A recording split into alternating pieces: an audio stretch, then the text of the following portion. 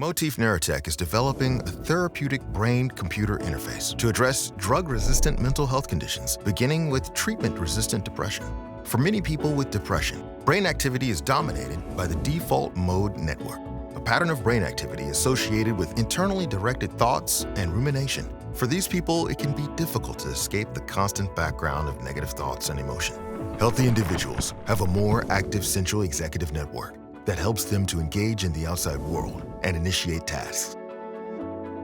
At Motif, we're building a miniature electronic device about the size of a pea. The device is small enough to fit within the thickness of the skull, so it can be implanted in about a 20-minute outpatient procedure without ever contacting the brain. The device pairs with a wearable headset that provides power and communicates with the implant. Once paired, the headset transmits digital data that programs the implant with a pattern of electrical stimulation. This electrical stimulation engages the executive network, helping patients escape the rumination and negative thoughts, and regain the ability to engage in healthy behaviors. The implant can also record brain activity during therapy to discover biomarkers that will allow patients to track their progress toward recovery and receive alerts if they are at risk of relapse.